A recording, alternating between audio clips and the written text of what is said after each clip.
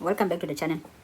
Okay, so in this example we are having a tangent whose equation is provided to us and it's given by this. Okay, so this tangent, it is a tangent to a circle whose center is P and the coordinates of that are given, and it is a tangent to this circle at a certain point which is Q, and the coordinates of that point of intersection are not provided. And we are required to answer two questions. First one being to determine the equation of radius PQ and ultimately get the coordinates of Q, that point of intersection. And eventually we are required to determine the equation of the circle itself. Okay, how are we going to do this? We just need to do it in steps. Don't worry too much. Okay, so we are required to get the equation of a radius in the first place. So if a radius, it is a straight line, so its equation ultimately is going to be something like this. However, looking at the radius, we only have one point at this point in time, so we are basically going to try to use this format. Okay, so if we try to use this format, what do we have? At least we have a point. That means y1 and x1, they are given to you, with that being your y1 and that being your x1. Okay, so from here we are required to now figure out how we're going to get the gradient of this. And we can't really do much with the information that is being provided for the radius. However, what we can do is to implement the other information that is given about the tangent, because that's the only extra information we have. And we remember that the relationship between a tangent and the radius is the fact that they are perpendicular to each other. If they are perpendicular, what does that mean? It means that the product of their gradients is actually -1. However, the tangent, you are given its equation, so you can get its gradient from the equation. So we just need to write that equation, which is y plus 2x equals to 11 in standard form. That means write it as y equals to -2x plus 11. As a result, you therefore know that the gradient of the tangent is equals to -2. And you are told that the two, they are there. The gradient, I mean the tangent and the radius, they are perpendicular to each other. As a result, that means that the gradient of the radius times the gradient of the tangent is actually equals to -1. So we know the gradient of the tangent. We're just going to substitute it here, and then we can now get the gradient of the radius as 1/2. Now that we have the gradient of the radius, we can substitute it there, then we just rewrite everything. So we're gonna, firstly, let me just copy that, and then we're going to do the substitution here. Y minus, what is y1? That is -1, if you can remember from the sketch, equals to 1/2 x minus 1. So from here we just need to simplify. We have 1/2 x minus 1/2 y plus 1. As a result, we have y equals to 1/2 x, and the -1/2 minus 1, that gives you -3/2. That is 2 there. So we are done with the first part. Not necessarily done, we are required to also get the coordinates of Q. Looking at the sketch again, how are you going to get the coordinates of Q? They say hence, which is just to guide you that whatever solution you got in the first part of the question, it's supposed to actually help you to answer this question. So looking at Q, how can the information or the solution to the previous question help us answer this question? Q is basically the point of intersection between two straight lines.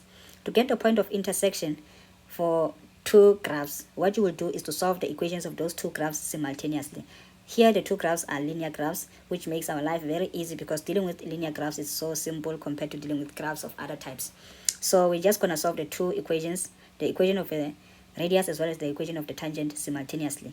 And then we will be able to get the equation of our, the coordinates of the point of intersection. So for coordinates of Q, that what is happening is that this -1/2 x minus 3/2, which is the equation of the radius, it's equals to this, which is the equation of the tangent. So I'm basically just solving the two simultaneously. I'm not really doing anything. So by simultaneously, I'm just equating the two equations. Or rather, to avoid confusing you, I'm just going to do this, put it here, and then rewrite the equations. Okay, y equals to 1/2 x minus 3/2, that is your equation 1. And also y equals to -2x plus 11, that is your equation 2. So what you will do, you say substitute equation 1 into equation 2. So basically when you do that, or you can call it equate equation 1 and equation 2 depending on which English you prefer. I won't judge you, it's fine. So after doing this, what is happening? This is not negative 1, it's positive 1 over 2. So you're gonna have 1 over 2 plus 2, that gives you 5x over 2, and that is equals to 3 over 2 plus 11, that is 25 over 2. As a result, 5x is equals to 25. Therefore, x equals to 5. This is supposed to look like 5 even though my handwriting is bad. But we move on. We're not here for my handwriting. So we're done with that. Let's look at the second part of the question. What are they requiring us to do here? I'm just going to do it here. They require us to get the equation of this circle. Okay, how would you go about getting the equation of the circle? Just like any equation, you'll go first to the standard equation, x minus a all squared plus y minus b all squared equals to r squared. This is the standard equation. So you check here, what do we already have? We have the center, which means you have the value of a as well as the value of b, because the center is given. The a is 1, the b is negative 1, like that. Okay, and what is r? R is actually this distance. So we just need to be able to know what that distance is. How do we get the distance? Remember, at this point you even have the coordinates of q. What happened with the coordinates of q? I only calculated the x coordinate. I didn't calculate the y coordinate, and we were supposed to get all coordinates. So actually this answer is incomplete. So now we're going to substitute x equals to 5 into equation, which one is simpler? I think equation 2 is simpler. So that is just to complete the question. So I'm gonna do that, like 2 plus 11, y is equals to, this is like minus 5, that is basically 10, then y is actually 1. So if y is 1, that means the coordinates of q is actually 5 and 1. So back to what we were trying to do here, we know that the coordinates of q is actually 5 and 1. So now that we know the coordinates of q is 5 and 1, it means we can use the distance formula to be able to determine the length PQ, which is the radius of the circle.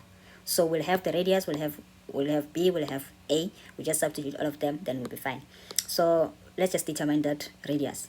Radius is equals to PQ, which is equals to the square root, or are we even looking for radius? Well, we're looking for radius squared. So we're looking for radius squared actually. So let's get that radius squared. That is PQ squared. That means you're going to have XP minus XQ all squared plus YP minus YQ all squared. This is the distance formula. Nothing hectic. You've learned about it at some point. So just need to substitute the values now. What is XP? That is 1. XQ, that is 5 all squared plus YP is negative 1. YQ is 1 all squared. Then you just put everything like that, and then that gives you that your r squared is actually equals to 20. Now that r squared is 20, you are back to just substituting everything into the equation, and your a is 1 all squared plus y minus your b is negative 1 all squared, and your r squared is 20. So now just simplifying, and we will have y plus 1 all squared equals to 20. So that is the standard equation, or the equation of the circle in the standard format. Then we are actually done. Is there something else that they want us to answer?